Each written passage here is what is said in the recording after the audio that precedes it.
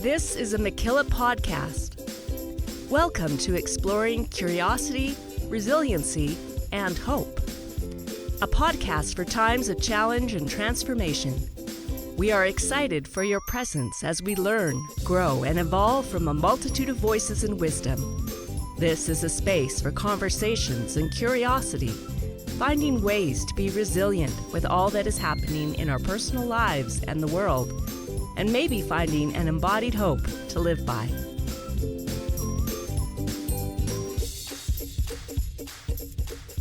We join our host, Trevor, with Tony Snow for our inaugural episode to honor our process of truth and reconciliation. This was taped before the horrific discovery of the bodies of 215 Indigenous children buried at the Kamloops Indian Residential School. And if they can find that space, if they can find that centeredness, if they can find that way of grounding themselves so that they can then start to reach out and grow, it's almost like to me, it's like a plant, it's like a tree. And as you ground yourself, you are able to do more, you are able to provide more, you are able to sustain others. But if you are not grounded, then you're sort of floating and you'll eventually wither away. Tony Snow is from the Stoney Nakoda Nation and following in the path of his late father, Dr. and Reverend Chief John Snow, a renowned spiritual and political leader in southern Alberta.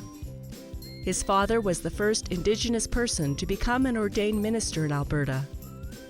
The Reverend John Snow spent 30 years as the chief of Stoney Nakoda First Nation, and up until his death in 2007, he was still writing about history and penning poetry.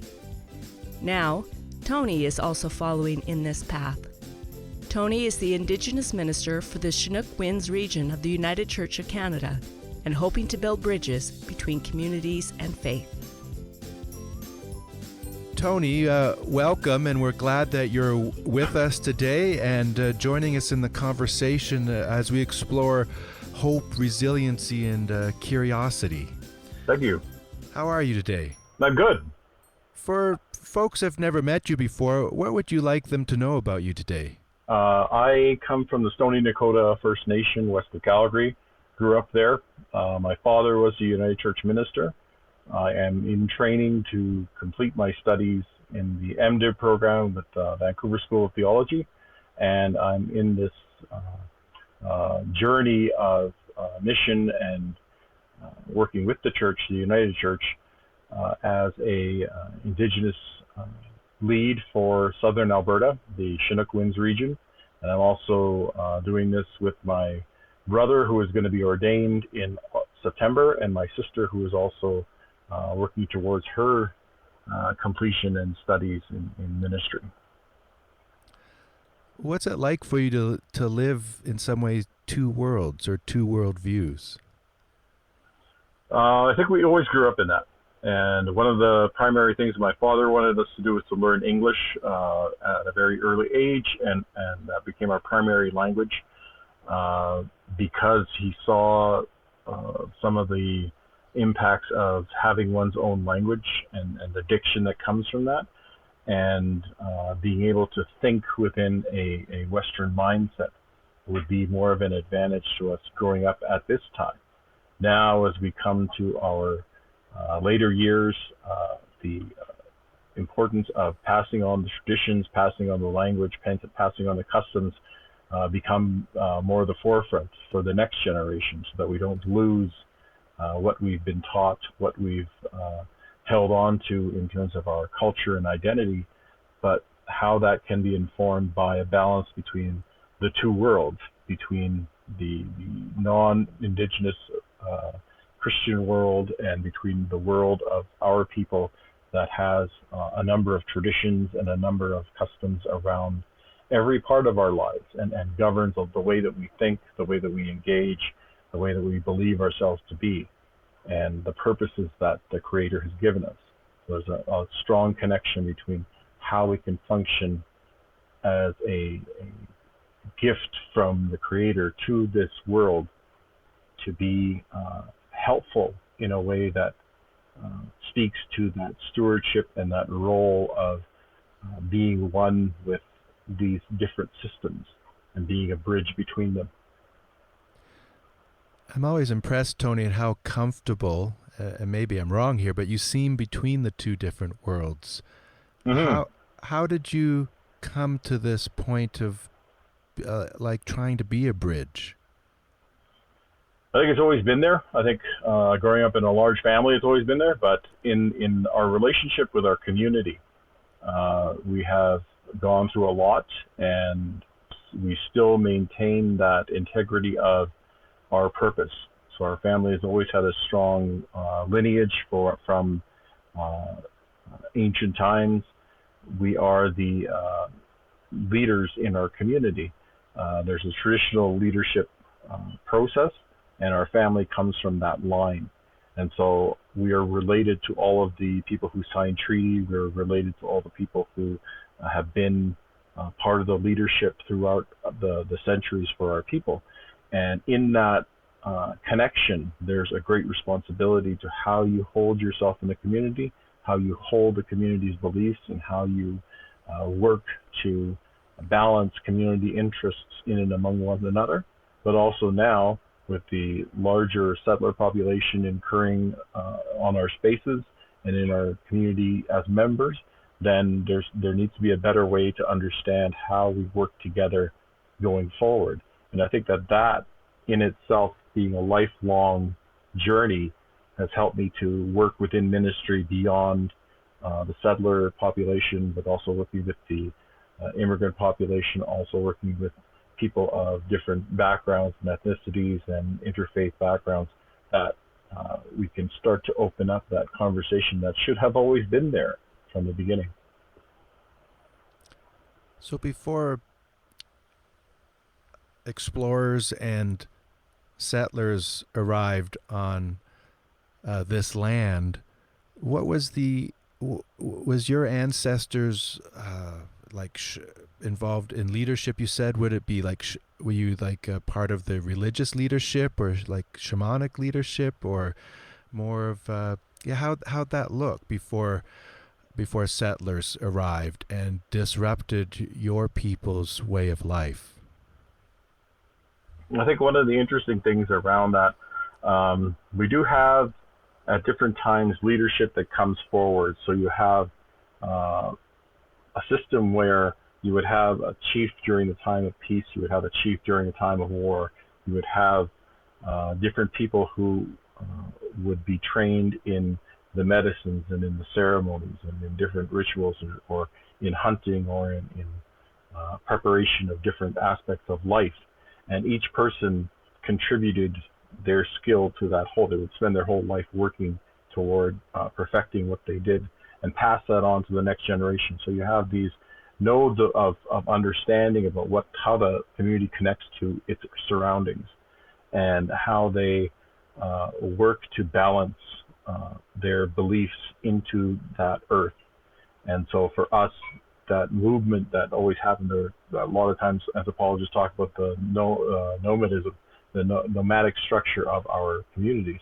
And yet within each of those areas, places like Yahatinda, places like Banff, and other areas, sacred areas where we would go to, they would go for particular reasons at particular times. And this is true of almost all of the Indigenous people. When they moved around, they would move around in particular cycles. They would go to particular areas, and certain areas had significance. So rather than being like a church, which people build and they can sell off and build another church, our churches are stationary and they exist for a reason, and they exist with a purpose in mind. So there's an ecosystem around it.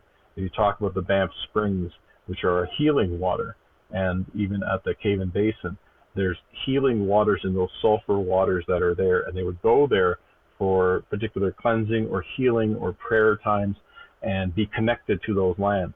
And so in our relation to those lands, we would have cycles of understanding that would go around with that. And if people needed healing at a particular time, they would take instruction from a leader or from a person who knew the process that had been worked through for thousands of years to understand what is the best benefit of working in this area and how do we understand this area's power. To be able to work within that takes a certain amount of knowledge and expertise. And now today we don't really have that anymore. We don't really have people really investing in those areas and understanding the ecology, understanding the way of life of a particular area. I was talking to a man from New Zealand yesterday and talking about the river, that they have a river in New Zealand and a mountain that were declared people. So they gave them the designation of personhood. And this really is almost flies in the face of sort of Western identity, Western understanding. But that connects very much to the way that we see the world around us. And that if we live in accordance with those people, those ancestors, which are the mountains, which are the rivers, which are the streams, we find a way of fitting in and of working together in a way that's beneficial for us, in a way that's beneficial for that community of the forest and the mountains and the sacred areas that are there. As a nation, do you ever hope, or I guess hold in your hearts wanting to recover some of those traditions again?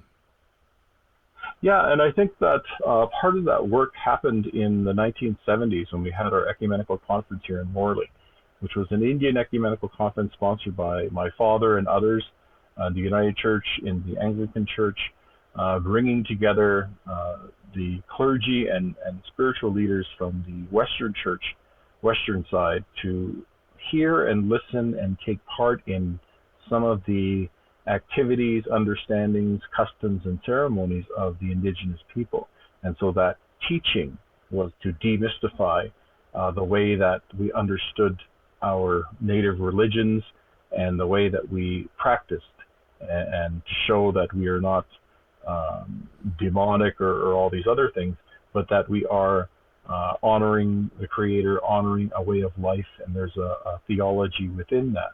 And so in investing in that time and in that discussion, a lot of the rebirth that we see today from the various native communities in pride in their own cultures, pride in continuing their traditions and turning away from the church, but to turn into more of their spiritual grounding with their teachings, that came from Morley, that came from where we are, to be a gift to those groups, to try to reinstall that pride in what they believe and who they are and who they were meant to be, who they were created to be in the areas that they are in, and give a balance to their lives as being purposeful and centered in their lands, and hopefully to propel that into a future of knowing who they are and knowing how they can be of service to one another, how they can be of service to their communities. So it's almost like a religious, or what we would call a spiritual calling right now, but that would be something that each person experienced. And that makes sense for us, because even in something like the different ceremonies that we have, there are ways that we go through as rites of passage to become fully fledged members who are contributing back into the whole. And so the vision quest for us is that ceremony that teaches us at a very early age who we are, what our relationship is to Creator and to creation, and what our responsibility is from there. And we live the rest of our lives trying to fulfill those guidances that we got at that age. And so the whole community is invested in this type of ministry work all the time. I was pondering as you've been talking about Banff Springs, and it's known all over the world. I don't know how many millions of people have been in it now, but how many know that it's actually one of your sacred sites? And for you would you say when you go to, like, say, the Banff Springs, is it where you find meaning and hope and connection? If that's what you were called to? It used to be, and it used to be a place of healing if you were sick, especially during times of our history when we have stories of times of epidemic, times of pandemic, things that have gone on, smallpox or Spanish flu, which affected our communities. The prescription was to go to these healing areas and to partake of the strength of that environment. Today, they're now all there's spa facilities built around them. There's gates. There's entrance fees for people. That it doesn't, it's commercialized and it's being marketed, and they don't have the same resonance to us in those areas, and it's hard to do a prayerful time when people are running around screaming and that sort of thing. Especially at there and at Lake Minnewanka and the waterfalls that are there. There are places of deep contemplative knowing that we go there to experience, and by sharing that information broadly, they become more of a tourist site, and people go and expect the Disney version of it, and it's difficult to work within those expectations to say that no, it's actually the gift of the calling is found in yourself and is found in your experience of going through this process and in learning more about yourself, so that you can become something of a different thinking person, and that hope in that there is an ability for people to be resurrected, or to go through that sense of grace and come out the other side as a renewed human being, forgiven and cleansed and set upon the earth to do good works. That tends to be a very difficult path, especially given all of the development that goes on.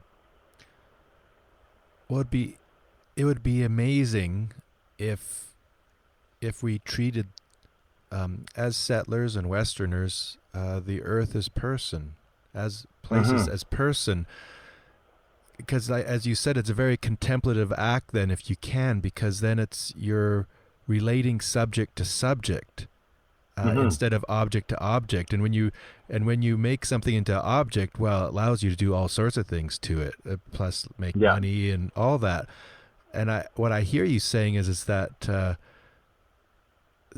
go to some of these places, and I'm using sort of Banff Springs and others because people really know them, is that like, wow, what would it mean to be in relationship and to contemplate it?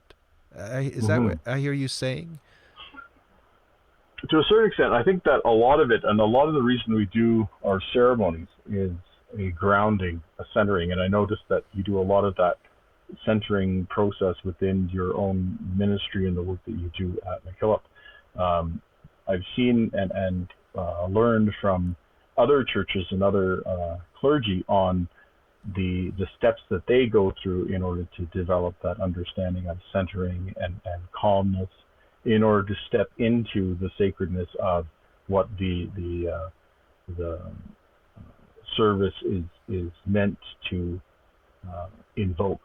And so when I look at that, I look at our ceremonies, I look at the way that we produce contemplation and understanding of that in connection to land, that in connection to space. And so as part of our grounding in our prayers, that understanding of the four directions, the understanding of the connection to the land and to the heavens, the stars, that which is above, and being in the center of all of that, being connected to each part of the land and being connected to creation in a way that is meaningful and sustained by those balances of all these directions enclosing us, and yet not being crushed by them, but being given life, given help, given support to know that we are part of and connected to that creation gives that sense of balance. And I think that for a lot of people, especially those Native people that I work with in my urban ministry, that connection to land has been lost. And so trying to reinstall that and to give a sense of place to people through the knowledge of some of the sacred areas within our urban setting or sacred areas within our larger community that they can go to and find those answers and find that space that they need to feel like they belong. And that to me is part of that journey, to that ability to share, that ability to bring into community, bring into creation in a way that is acknowledging and loving, caring, supporting, and nurturing for them for that time that they spend here, and that they can take those teachings and that ability to center into other places and into other ways of thinking that will give them a grounding so that they know who they are as they learn, as they grow, as they develop, and as they encounter others. In your own life, Tony, has there ever been a time where you've lost hope or felt hopelessness? I think, yeah. I think a lot of times it's related to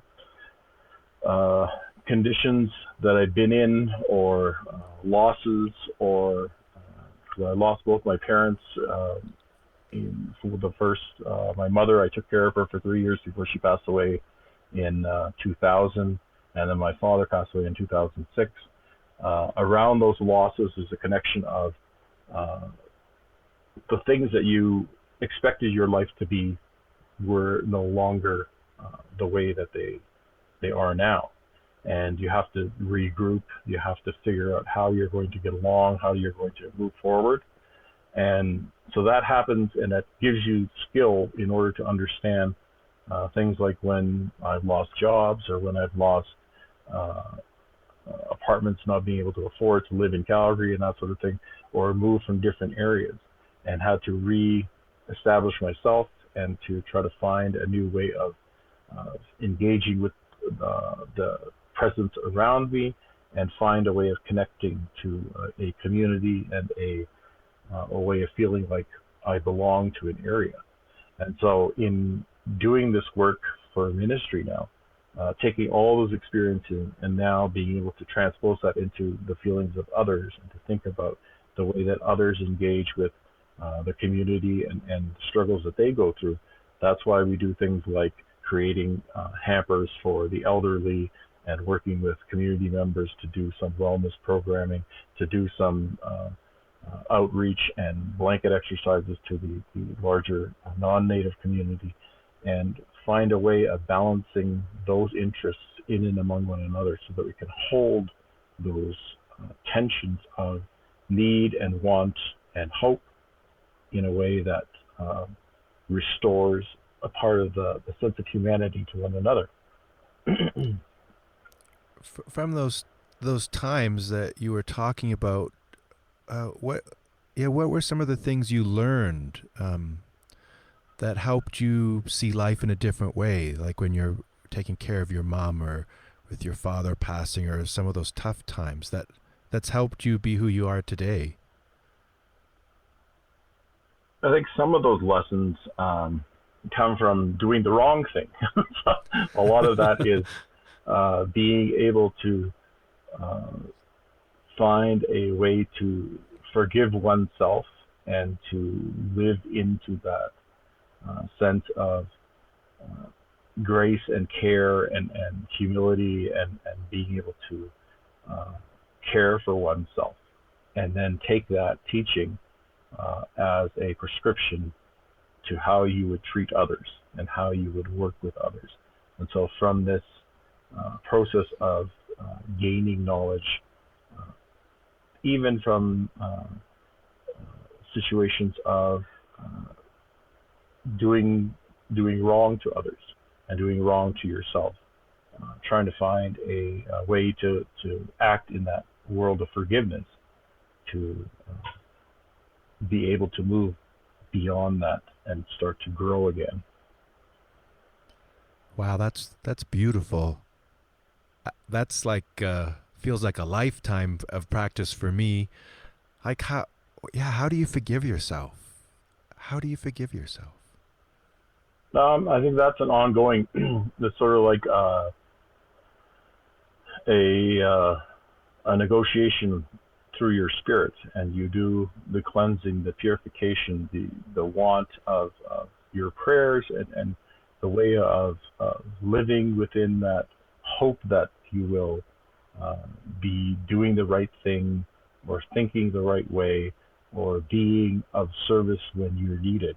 And a lot of that, when I entered ministry, you interviewed Pam Walker, you were saying, one of the things we talked about very early on when we both worked at McDougall was she was asking me about some of the things that I do, and even the minister there, Joanne, was just saying to me, you just go and do whatever you're doing. And what she meant by that was that the pact that I made with myself when I first walked into the first service at that church was to speak to the Holy Spirit and to say, lead me, and I will follow, and that even if it's difficult, even if it's hard, even if I don't want to, I'll still step into those spaces because that's the journey, that's important. And I'll never know if I recoil from some of these instances. So I try to always be in that mindset of be willing and to challenge myself when I am feeling a certain way about the situation, or when I am puzzled or wondering why scriptures are being read in a particular way. It's like my worldview is not the same, but it's just as valid. And I will step into that and work with what I know in a way that will help to progress. And so that forgiveness part is really about being able to know yourself and trust yourself, and trust that the work that you're trying to do is the work that you are being called to do. Whether or not you believe in a God figure, whether or not you believe in the Bible or Christ, there's still a way to understand that you're being called by the community, by the world around you.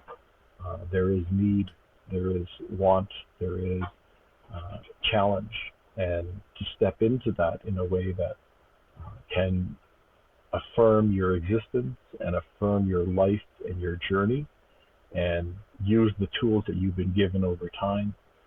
There's a way of balancing that in order to feel like you've moved in a progression.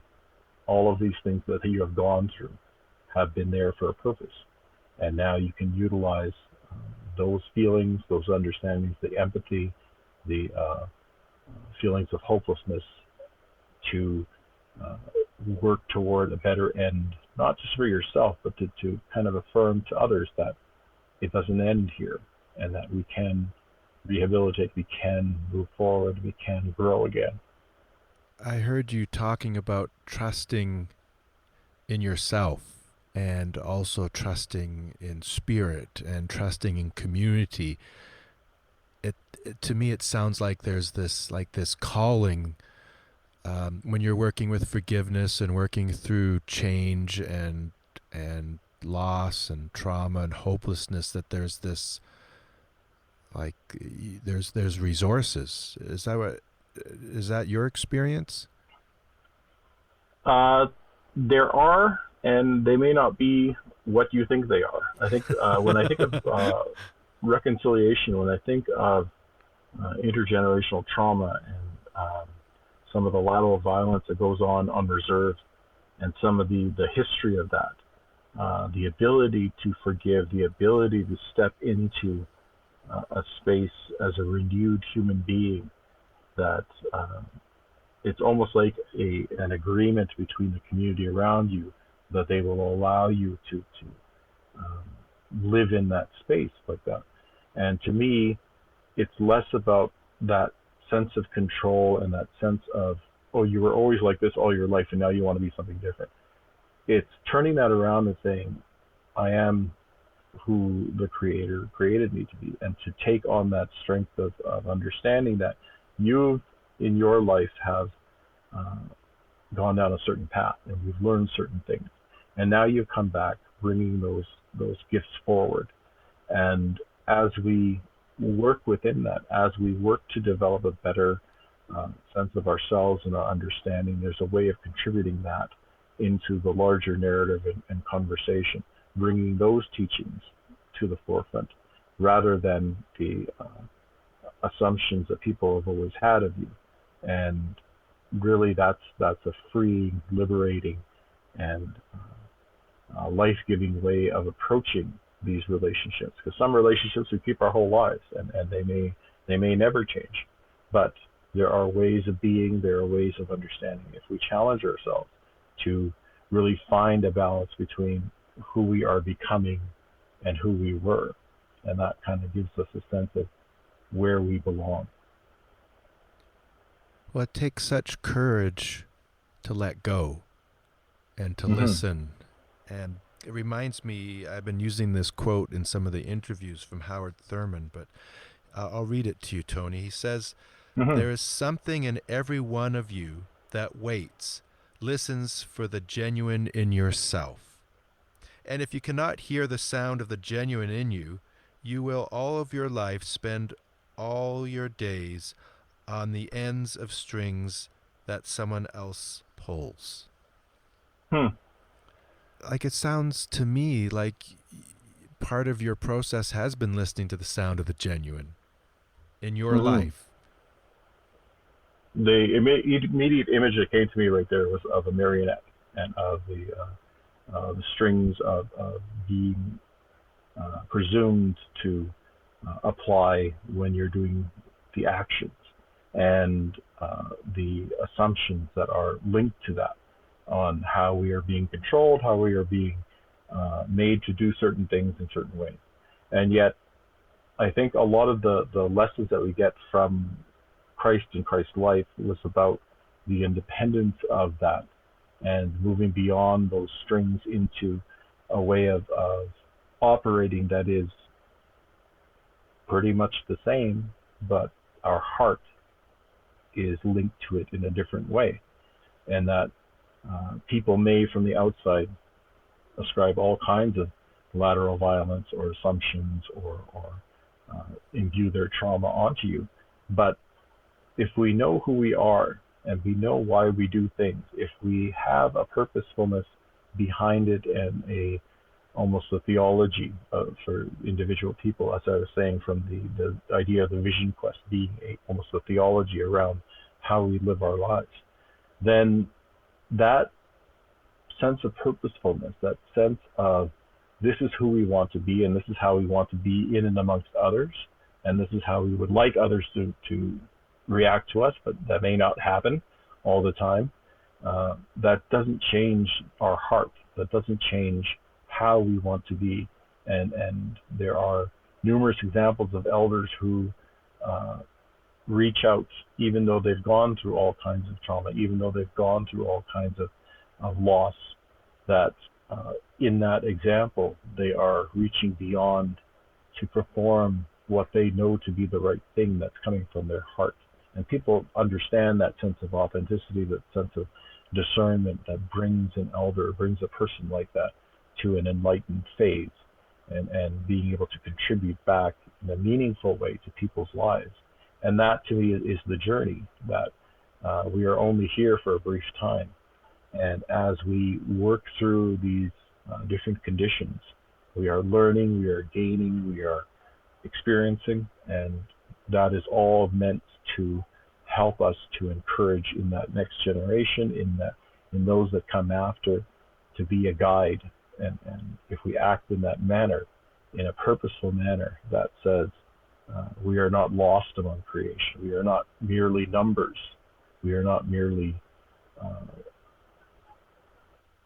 the superfluous part of our communities. We are actually integral members who contribute and give back and share our knowledge, that we can then be a support that helps to maintain the world that we want to come forward. Has there been an elder in your life that surprised you and informed you on your journey? There have been many, and in many different ways. Just as you can't learn everything from one person, I think each and every experience is an opportunity to engage and to learn something. And so that's part of that, walking into spaces where you're uncomfortable. That's what that's about. It's about being able to take one gift from that experience and being able to take one teaching that you can then apply to your own life. And even if it's merely an insight that comes to you while you're speaking to somebody, that's something that they never said, there is something there about how we engage and how we take on those experiences into our skin. And how do you remain open to all these experiences, Tony, so that you can allow an other, or whether that be a person or a place or a time, to teach you? Mm-hmm. I think that comes from knowing who you are, and I think that comes from centering. I think that comes from the expectation that life is a bounty, and that life is there to help and propel you. I think that some of the people that we see, say in the videos and stuff that come out from the States of people standing in Walmart lines yelling at each other, or that sort of thing, is really taking away from that experience of what we are meant to be in this world, how we are meant to be open and learning from one another. It flies in the face of that, where we think we can dictate to other people, where we think that we can utilize sleight of hand in order to convince other people around to our way of thinking. I think that the self-preservation side says we will contribute as much as we can for as long as we can, as long as it sustains us, and that in that relationship, we're not there to change or to really find answers for other people, but they are taking that gift from this journey and that insight and applying it to their own way.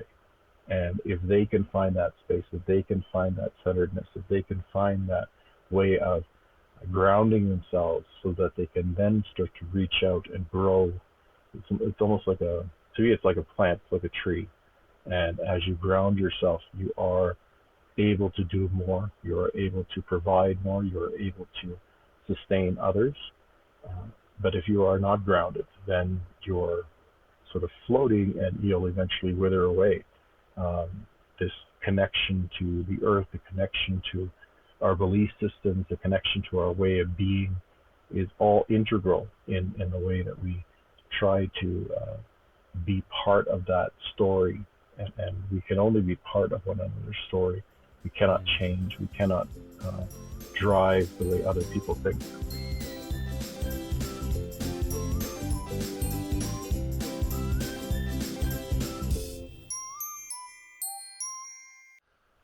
Are there some, if you're willing to share, some spiritual practices that you do to help ground yourself, to remain open, to not want to change people, but instead be part of their story and hear that? I've been very busy for the past couple of years doing a lot of different activities. The thing that I found when I was very anxious at one point was and I'm a writer. I did my undergrad in English and creative writing. And so when I went to start writing out prayers for a service that I was doing, writing out the prayers that I wanted to include in it. As soon as I started there with that anxious feeling, I started writing and sort of reflecting and putting things down. That's when I sort of clicked into that centeredness.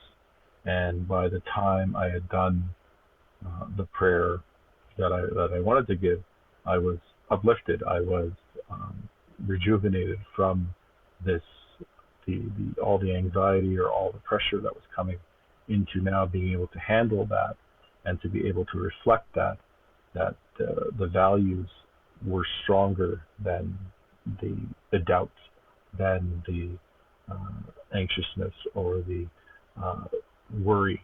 And so being able to find yourself in the words, in the thoughts, and in the meaning, to me is that practice of centering in a faith.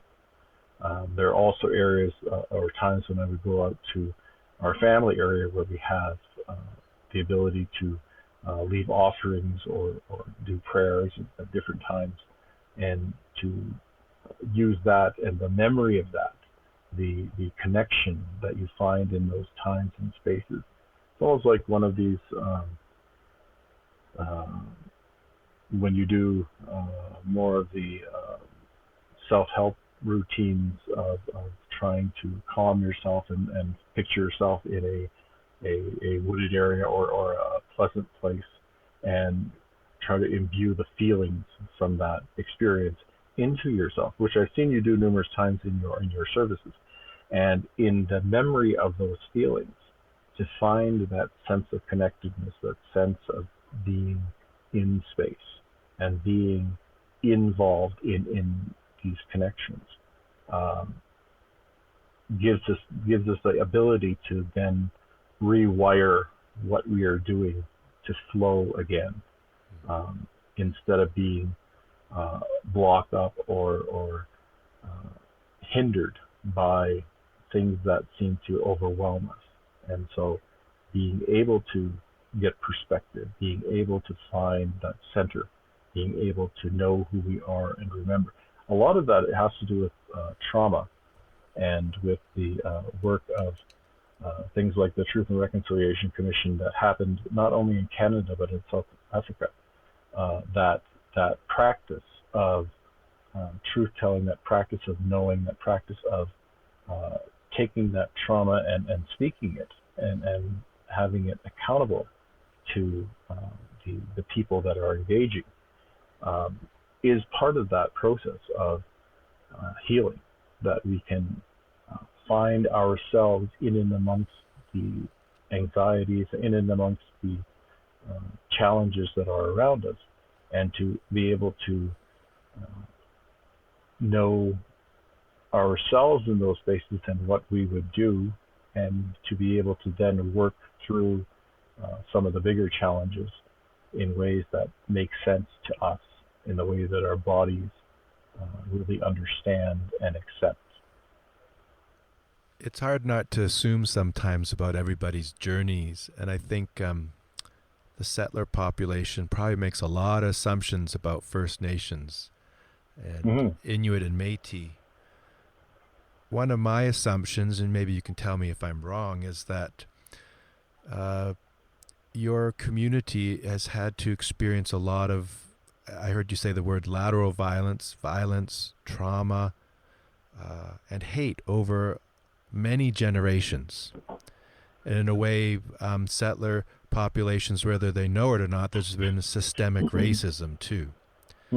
And like, how do you work with that, and maybe make it even like more concrete, like work with hate when you come up against hate in your life and trauma, and I'm just really curious, Tony. I think one of the things that immediately came to mind was the idea of history. History connects us to story, and connects us to ways that we have been engaging and been relating to one another. And so it's a way of trying to remember those connections, and it's a way of trying to create the narrative strain that says that we were once here and now we are here. That is important in terms of community healing. When we see times of hate, when we see times of intolerance within the community, so this lateral violence portion, a lot of it is a forgetting of place, the forgetting of relationships, the forgetting of our due to one another, and how we are called to treat one another, especially in our customary ways, and to remember that these systems have been put there for a purpose. They've been worked through for generations, for thousands of years, in order to help us to solidify our purposefulness within this time. And when we forget that in our various communities, when we forget our calling to be of service to one another and to care for one another and to love one another, then we lose that sense of being accountable to one another. And that, to me, opens the opportunity for acts of disgust, acts of hate, acts of intolerance, acts of not meaning well for one another and for the community at large. When we see that outside the community, to the Indigenous population, say at Morley, from the neighboring towns, who are primarily non-native groups who have a history of working with that community, working against that community, fighting at different times over land, over resources, over assumptions. Maybe someone was murdered at one point, maybe something had happened to somebody at one point. All that bad blood, all that unresolved conflict comes to the forefront. And in that time, it's important to recognize, to apologize, and to give that historical context so that we can then learn truth and try to live within that truth so that we are able to function well together. If we don't do that, if we continue to live with an expectation that you know why I'm hurt and I know why you think I'm hurt and all this sort of thing, where we're not talking, we're not communicating, where we're not growing in relationship to one another, in relation to one another, then we end up in a situation where I don't know you and you don't know me, and that's really fine. That doesn't have to hinder our ability to live in this world apart from one another. And that is not in our traditional way of thinking. That's nowhere on the scale that we should be doing that. We should always be trying to find a way to get along, to live in each other's spaces, to share, and to be able to speak truth to one another when necessary, and to be able to act upon that in a way that says we take in the criticism, we act in a different way because we are responding to that need of community healing, to be willing to participate in a longer conversation than just the quick transactional apology, receipt of apology, and then move on, which is really a legalistic way of looking at it. When we look at what actual apologies or relationships do, if you had to ever apologize to a spouse, if you had to ever apologize to a family member, and then try to work with them after that for years, then you understand that there is a greater intentionality behind it, and that it's an ongoing way of being. And only if we allow for that grace and forgiveness can we start to see one another differently. So with all your experiences in being this bridge between the communities, if someone asked you today, what is hope, or what would hope mean to you, how would you answer that? I think hope to me is something you can pass along, something that is intergenerational, something that is broader and more far-reaching in its scope, that we do not limit ourselves to merely finding hope and balance for ourselves, but we look at it in terms of a larger story.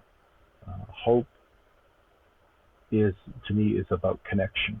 It's about reconnecting and the ability to find space within that space of forgiveness, space of grace, that hope is connected to a way of understanding the world and of being in relation to that. So, if hope is about connection to you, like how can, like right now between you and I, how do we create this hope by the connection between us? How do I, as a non-native person, and yourself, how do we create this hope? I often think about this in terms of the Good Samaritan story. And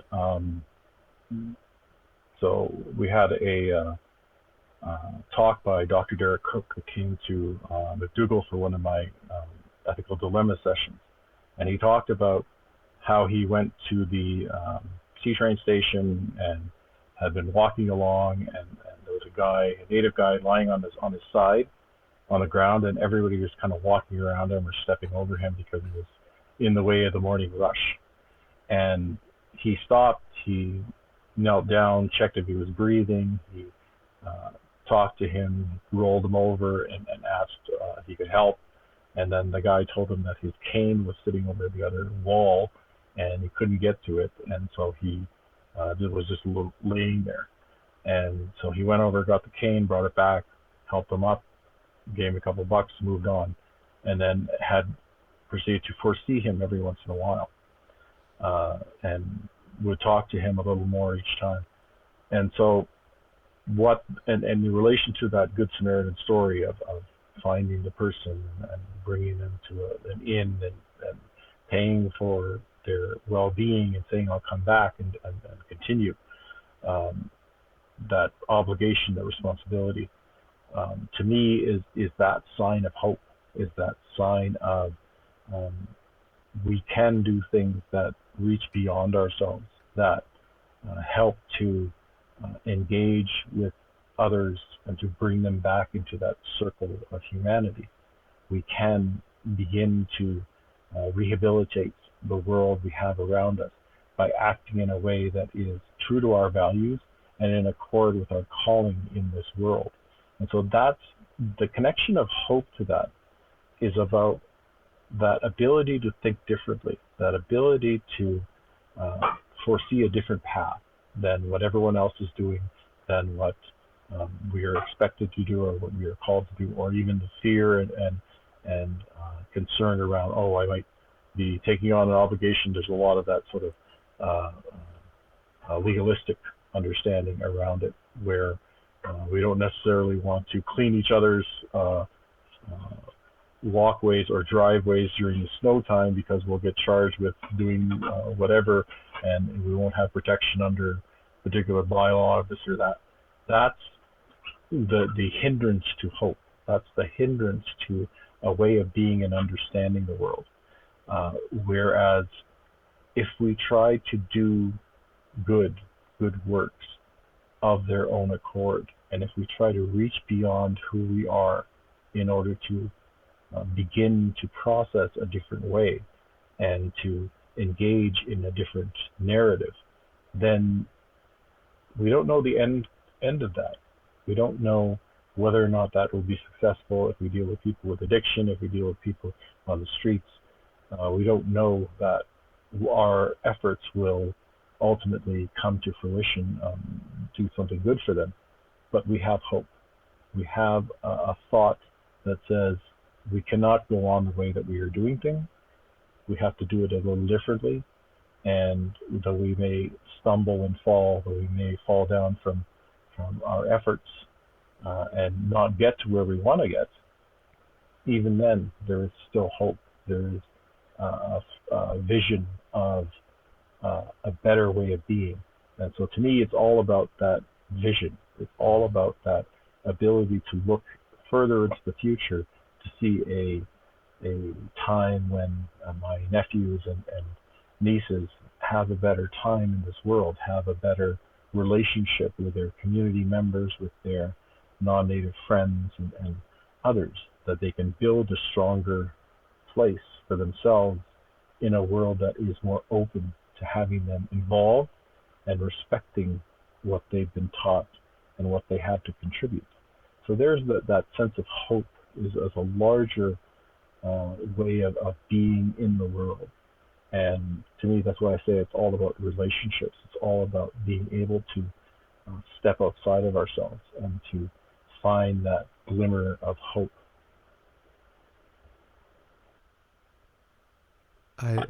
That's a beautiful vision. It's one that I feel drawn to. As you were talking about the Good Samaritan too, I thought this thought came in, or image came into my mind, Tony. It was that, what if us white folks are the ones in the ditch too? Mm-hmm. Mm-hmm. And that's what our elders would say. They would say we need to help the white people because we don't want them destroying themselves and us. So they would continuously try to say that we have a role, we have a responsibility with our teachings to help and to be part of that solution gathering, so that we are able to work together in the future. There's been so much like hierarchical, patriarchal relationships in our world, yeah.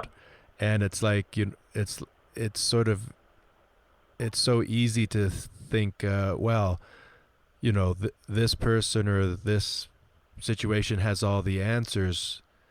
Yeah. But when I hear you talking about hope, I hear you talking about relationship and connection, which is always changing, and so you need to always be listening.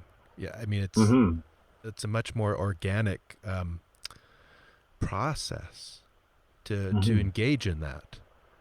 I think that one of the I'll bring in one of the poems that I thought about for this talk and for this time that we have together was I often refer back to this poet that I met in the Inaugural Center in BC when I went for a creative writing class there. We had a woman come in by the name of Joy Harjo, and she did a number of she does spoken word and saxophone type work, and does a lot of jazz and stuff, and draws a lot on her heritage, her Muskogee Creek heritage from Oklahoma. And last year she became the poet laureate for the United States. So this poem has always sort of resonated with me about the times that we are in and the work that we're trying to do, not merely in terms of reconciliation, but in terms of healing and finding our way. It is as though we are reaching a time of transition, a time of change, and a time of finding a new world, finding a new way of looking at the world. And I think that this, to me, is what all of our creation stories are about seeing the world anew, either through metaphor or through ways of understanding. And so this is the poem by Joy Harjo called Once the World Was Perfect. Once the world was perfect, and we were happy in that world. Then we took it for granted. Discontent began a small rumble in the earthly mind. Then doubt pushed through with its spiked head, and once doubt ruptured the web, all manner of demon thoughts jumped through. We destroyed the world we had been given for inspiration, for life. Each stone of jealousy, each stone of fear, greed, envy, and hatred put out the light. No one was without a stone in his or her hand. There we were, right back where we started. We were bumping into each other in the dark, and now we had no place to live, since we didn't know how to live with each other. Then one of the stumbling ones took pity on another and shared a blanket. The spark of kindness made a light. The light made an opening in the darkness. Everyone worked together to make a ladder. A Wind Clan person climbed out first into the next world, and then the other clans, the children of those clans, their children, and their children, all the way through time to now, into this morning light with you. Well, thank you. Wow. Poetry for me always causes me to be silent for a moment. And so one of the important things that I take away from this is always that that light, that forgiveness, that ability to reach out is something that is a gift. It is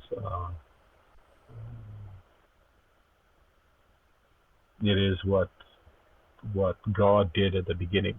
And so this whole let there be light idea within Christianity, or even with our traditions, the idea that light is there,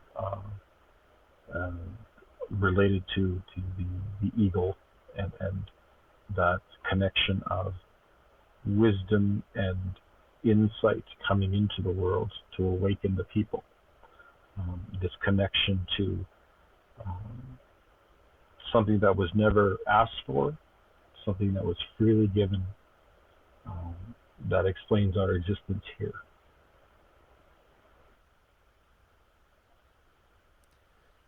And if I hear what you're saying correctly, I believe I'm hearing you saying if we can, I don't know if the right words are, see the light, follow the light, be the light, the hope will unfold.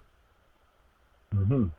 And I think it's all of those. I think that we are made of the stuff of the universe, and that we are part of it, and that the more that we can see ourselves as connected to that universe, the more that we can do good works, the more that we have hope that our engineering and our way of being is what's meant to be for not just ourselves, but for all those that depend on our ability to be for our ingenuity to come forward. And I think that's our gift to give back to creation, to say that we are taking on that role in a way that will help and contribute back to the larger community of creation, and give a gift back to that world. It certainly seems what we need right now, with everything that's going on. Mm-hmm. That I hear you suggesting to us that we each have a gift right now to give. Yeah, and that goes back to some of the early Indigenous theologians talking about 1 Corinthians 12, and that idea of gift, that idea of we are all imbued with that, and we are to bring those forward to that center, to that circle, to contribute. And each one has a purpose, and that is very much our elders' teachings. Is there anything else that you wanted to say today? Only that in doing that, in trying to find a way to create a space, create a way of understanding for one another, there's a need for recognizing how we utilize those gifts into power, into ways of being within the church. And so one of the things that I've been stressing in a lot of the talks that I've been doing with the church especially, is a quote from the book Around the Sacred Fire by James Treat. He quotes a 1969 speech by Dave Kershane, who was the president of the Manitoba Indian Brotherhood, who spoke through the 24th Synod of the Anglican Church in Ontario. And he talked in a way that called the church to stand up and be part of creation, be part of the way of living. And he said, what are the obligations and responsibilities of society as a whole? Christian asked the General Synod delegates. Can the Canadian public really delegate their responsibilities to government? Can they really park their social conscience in the corner in the hope of belief that the government by itself can effect social change? Reminding his Anglican audience that the nation of Canada is predicated on a Christian ethic, he questioned whether they would rise up in righteous indignation to protect the rights of oppressed minorities. Where does the church stand on issues affecting social change, and particularly as such change applies to Indian people? He asked. The church represents a potential force for change. The church possesses a capacity to influence change as does no other agency in our society. It is literally invulnerable to external pressure. It can take a position and stand up and be counted on the issues of the day. It can make its voice heard. And so in that call, I think, to me, that's always been the most important part of my work within the church, is to find that space where we are utilizing what we know and how our gifts can be brought into the forefront in a way that does what that Good Samaritan did. Lift up the other person, bring them back into the fold of humanity, and start to live and work in and amongst one another. And that's the whole vision of reconciliation. That's the whole vision of intercultural work that we can engage in and that we should feel responsible to, because as this leader was saying, that the church is literally invulnerable to external pressure. And I believe that. I believe that there's a way of being, if we are utilizing that caring and call to be one humanity, that we can act in a way that is of benefit not only to our congregation and to ourselves, but to the larger community and the way that that community operates in relation to one another. And so I've seen efforts like that, and that's what that Indian Ecumenical Conference was all about, was to try to bring that sense of equality and understanding, that time of sharing, into a realization that we each believe different things. We are very different people, but there's a space for each of us in that circle. There's a space for each of us to speak and to be part of that, and to come there in wholeness, to try to gain from one another and to try to share as much as we can. And so as we do that, and as we participate in that way, we are healing one another. We are healing our spirits. We are healing that circle and finding a better way to live in and amongst one another. So that would be my message to the larger church and to the congregations today. Well, amen. I full-heartedly agree. It reminds me of gardening. We have a beautiful garden out front that my partner does a lot of work on. Most of it, I should say. All of it. I just do a heavy lifting once in a while.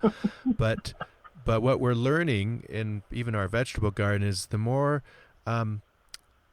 diversity you have. And I don't mean diversity instead of uniformity, because the church has been pretty uniformity, but the more variety you have, the greater resiliency the garden has, the more species of bumblebees and bees can live, the less different bugs get out of control. It just provides so much health. And I just hope as a human species that we can embrace what you've been talking about, of this diversity, because it will lift all of us up together. I have to end our time, sort of 6 quick questions that we're asking everybody. They're sort of more lighthearted, but just off the top of your head when you hear these questions, What book has most impacted your life and helped you find resiliency or hope or curiosity? I think there are a number of different books that do that, but probably my father's book, which is These Mountains Are Our Sacred Places. They are, it really goes into the depth of understanding of our Indian religion. It understands that space and was described by the person who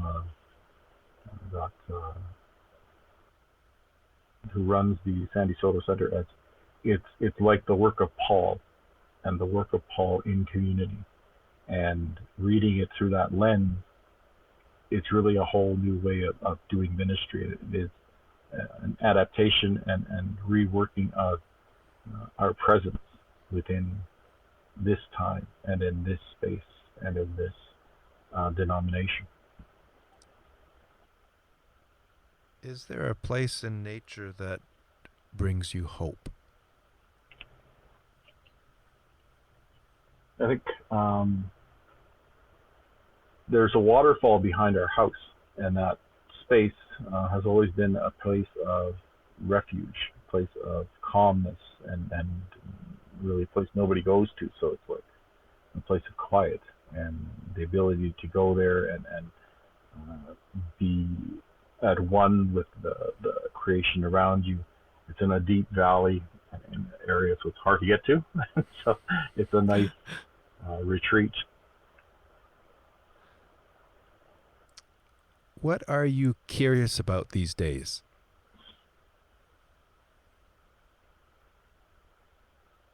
I think because of the way that things are going with a lot of the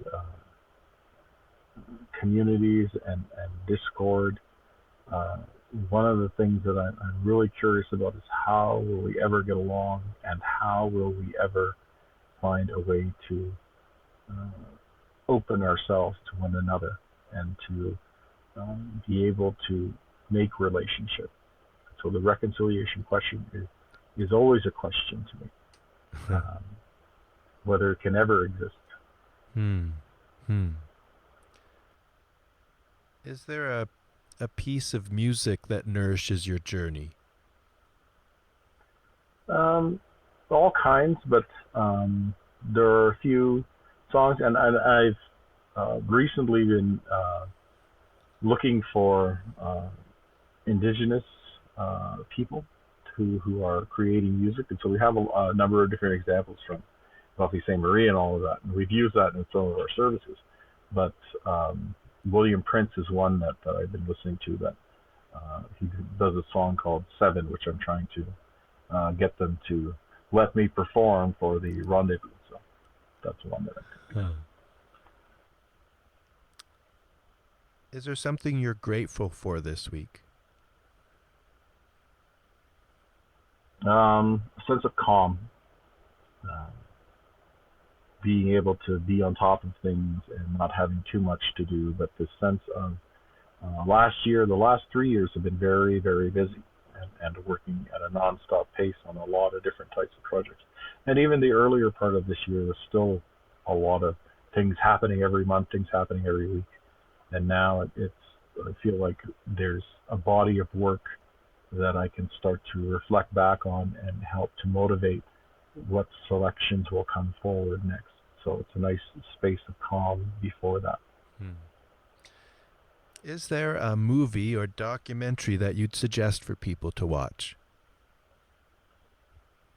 So the film that I'm thinking of is one called There's Something in the Water, where it talks about environmentalism and ecology in connection to racism and anti-racism, and how to work within different communities.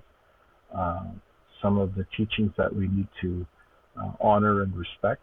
And I think that if people haven't checked that out, then that would be something that would be of value for all people, especially within a social justice oriented church. Well, thank you so much for your time, Tony, and your sharing of your life and your wisdom. I really appreciate it. Thank you.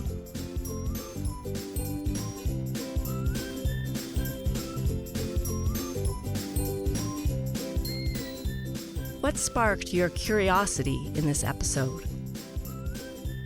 Do you sense a resiliency that was hidden before? From the conversation, where is hope leading you? If you are enjoying this podcast, please subscribe, consider rating it, and sharing it with family and friends. This podcast is produced by McKillop United Church. Thank you for joining us, and thank you for the generosity of all of our donors. If you want to support this podcast, go to patreon.com or mckillopunited.ca/donate. Peace and blessings to you.